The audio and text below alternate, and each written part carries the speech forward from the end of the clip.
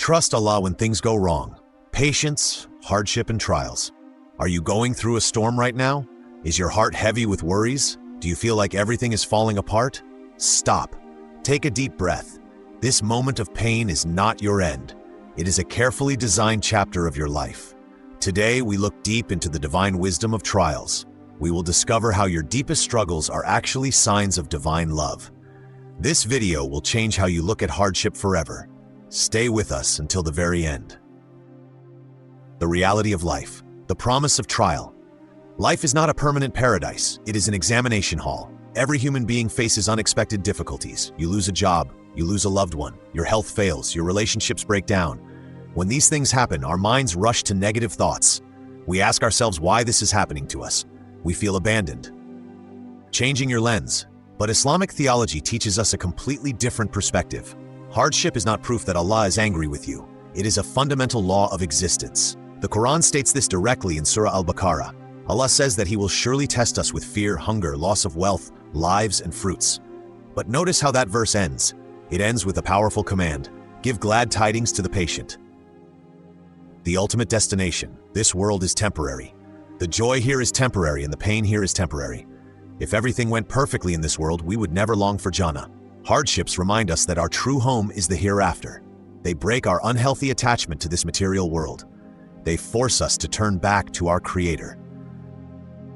Understanding the divine wisdom behind pain. The concept of Al-Hakim. Allah is Al-Hakim, the All-Wise. Every single thing that happens in the universe happens for a reason.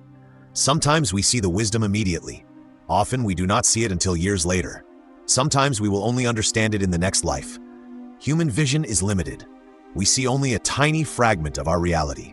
Allah sees the complete picture. The parable of the ship. Think about the famous story of Prophet Musa and Al-Khidr in Surah Al-Kahf. Al-Khidr made a hole in a perfectly good boat.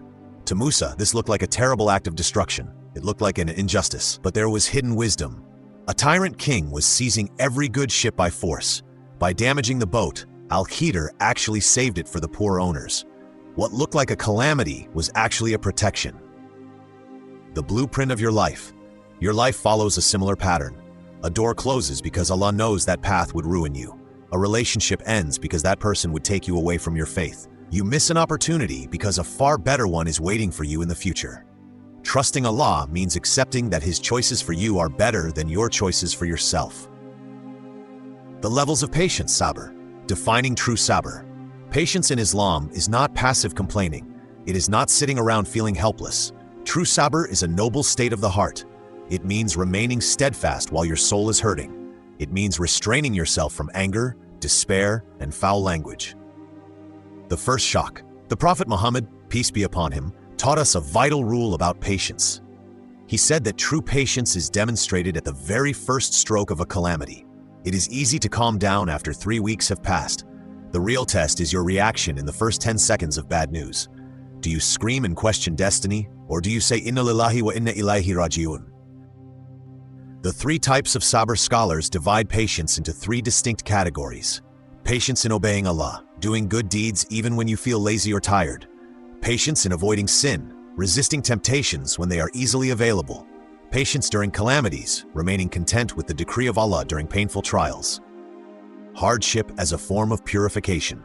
Erasing the burden of sin. We often view pain as a punishment. However, authentic hadiths show that hardship is a tool for spiritual cleansing. The Prophet Muhammad, peace be upon him, said that no fatigue, disease, sorrow, sadness, hurt, or distress befalls a Muslim, even the prick of a thorn, except that Allah expiates some of their sins for it. Gold in the fire. Think of a blacksmith refining gold. How does he remove the impurities? He puts the raw gold into an intense, burning fire. The heat melts away the useless elements, leaving behind pure, shining, valuable gold. Your trials are your fire. They melt away your pride, your arrogance, and your spiritual laziness. They leave behind a pure, resilient soul. The evaluation of faith trials reveal who we really are. When life is easy, everyone claims to have strong faith. It is easy to be spiritual when the bank account is full and health is perfect, but when the blessings are taken away, our true colors come out. Hardships separate the sincere believers from those who worship Allah only on the margins. Stories of the prophets, the ultimate examples. The suffering of the best. If trials were a sign of Allah's hatred, then the worst people would suffer the most. But history shows the exact opposite. The Prophet, peace be upon him, was asked who suffers the most severely. He replied that the prophets suffer the most, followed by those closest to them in piety. The resilience of Prophet Ayub. Consider Prophet Ayub. He had everything: immense wealth, a beautiful family, and high status. Suddenly he lost everything. His wealth vanished, his children passed away, and a severe illness struck his body. He was left isolated for years. Yet he never complained. He turned to Allah with pure manners, saying, "Harm has touched me, and you are the most merciful of the merciful." Allah restored everything to him multiplied. The grief of Prophet Yaqub. Think of Prophet Yaqub. He lost his beloved son Yusuf and wept for decades until his eyesight failed. His heart was broken, but his trust never wavered. He said, "I only complain of my grief and sorrow to Allah." He knew that Allah was working a plan behind the scenes. Eventually, he was reunited with his son in a beautiful manner. Practical steps to rebuild your trust in Allah. Fix your daily prayers. You cannot build trust with someone you never talk to. Your daily salah is your direct lifeline to the creator of the universe. When things go wrong, lengthen your prostration, sujood. Pour your heart out in your own language while your forehead is on the ground. This is the closest a servant can get to Allah. 2. Guard your tongue. Never utter words of despair. Do not say, "Why me?" or "This is unfair." Instead, repeat words of remembrance. Say Alhamdulillah in every condition. Say Hasbunallahu wa ni'mal wakil. Allah is sufficient for us and He is the best disposer of affairs.